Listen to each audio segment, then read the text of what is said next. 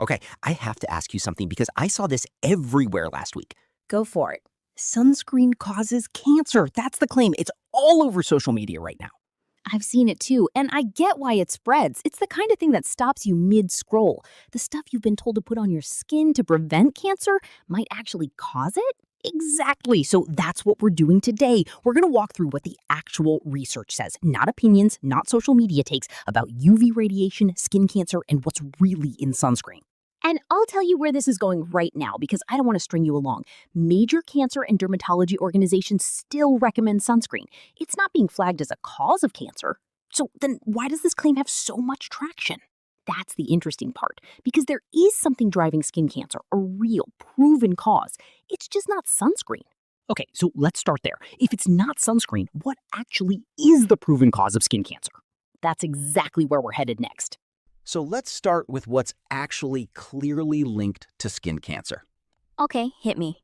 Multiple large studies point to ultraviolet radiation, UV light, from the sun and from tanning beds as a major driver of the three big ones: melanoma, basal cell carcinoma, and squamous cell carcinoma.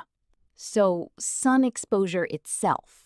Specifically, intense, intermittent sun exposure and blistering sunburns, especially in childhood and adolescence, those are considered universal risk factors for melanoma. That's kind of a big deal, actually. Sunburns as a kid mattering that much later on? It is, and it's not just a today problem either. There's research projecting that ozone depletion and rising UV exposure tied to climate change are going to noticeably increase skin cancer rates in the coming decades.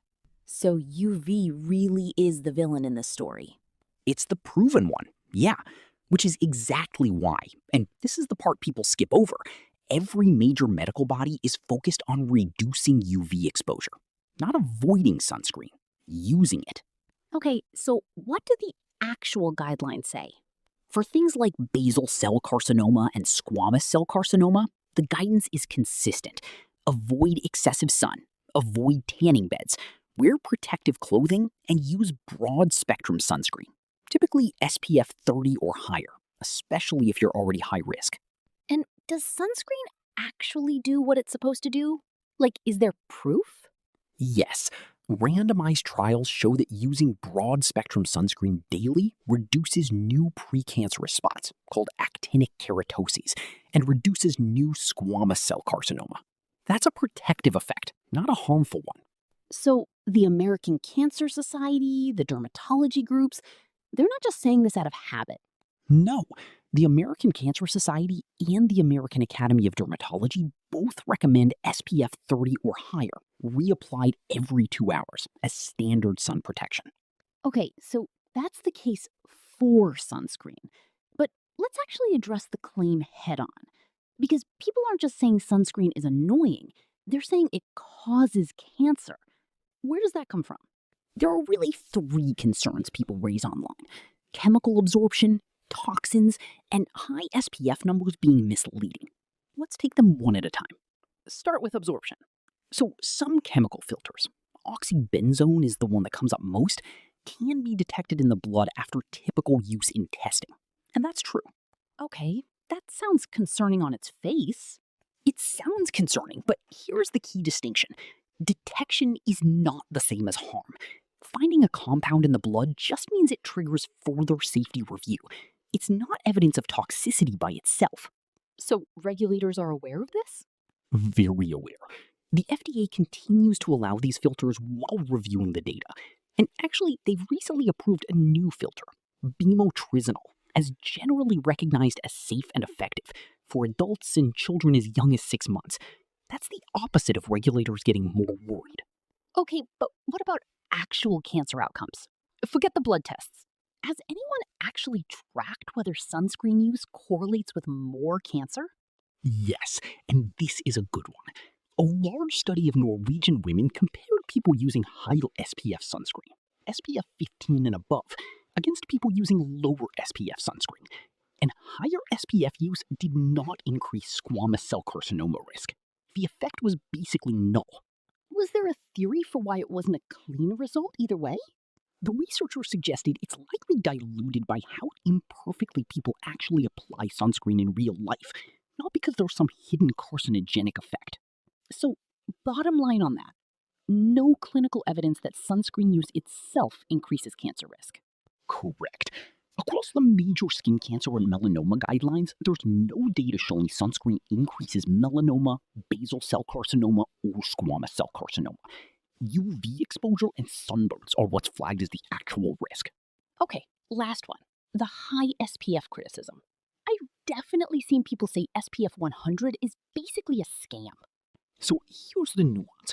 In a controlled lab setting, SPF 100 only modestly outperforms SPF 50. That part's true.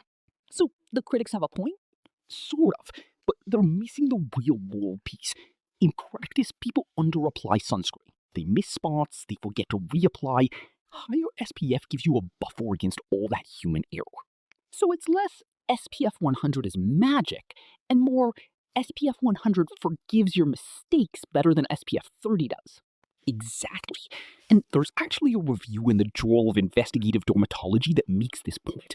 The confusion around SPF numbers and labeling has led to real public misunderstanding.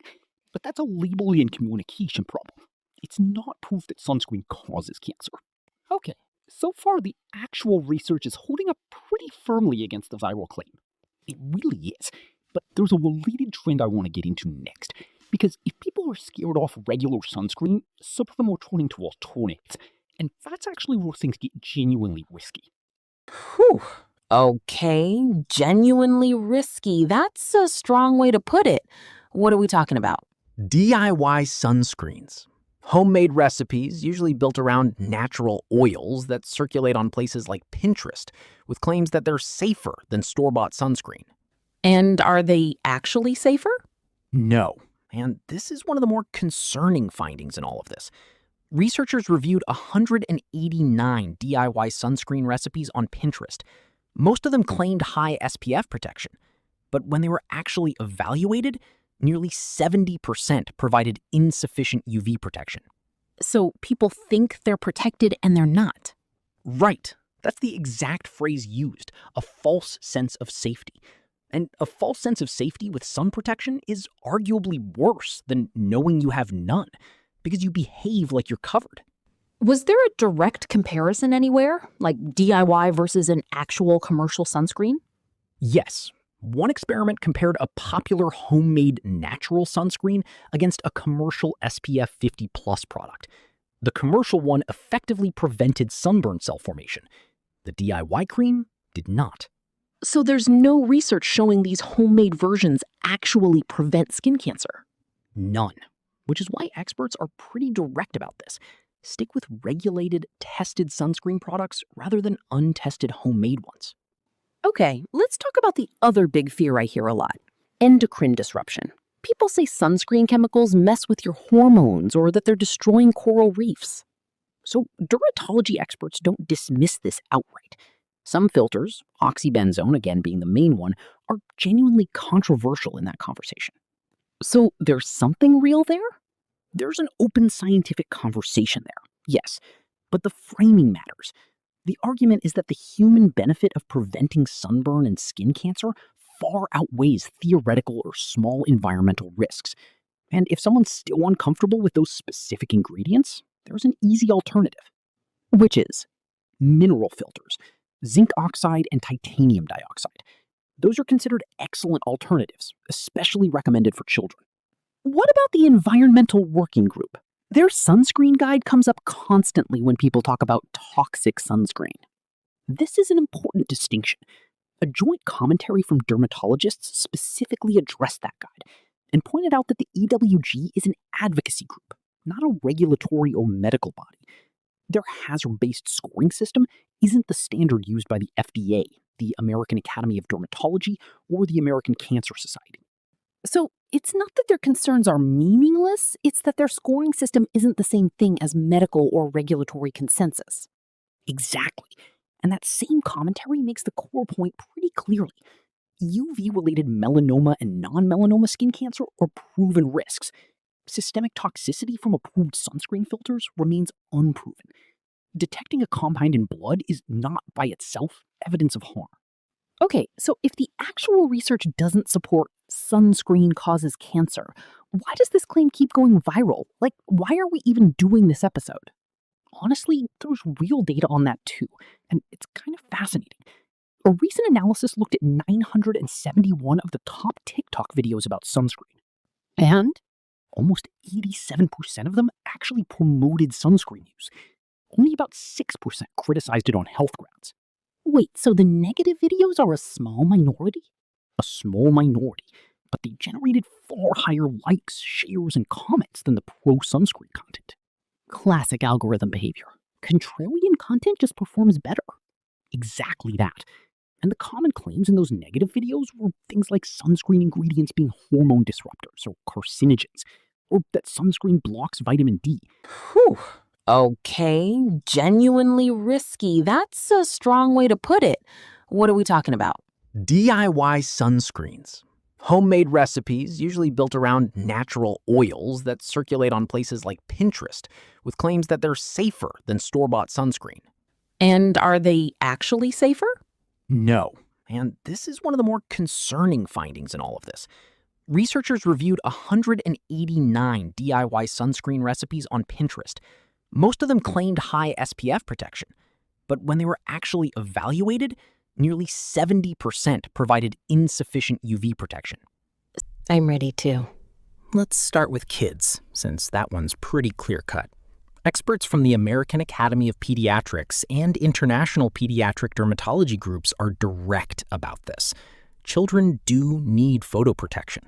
No ambiguity there. None.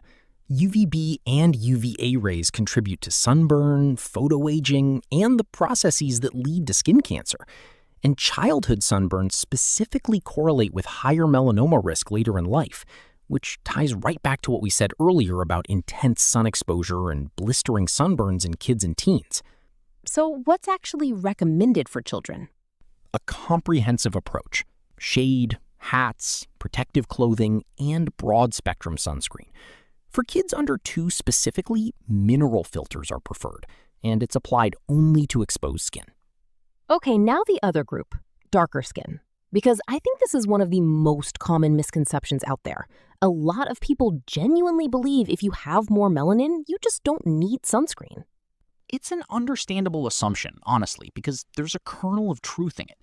Skin with more melanin, more eumelanin specifically, and more mature melanosomes does provide better intrinsic protection against UVB-induced DNA damage compared to lighter skin. That part is real.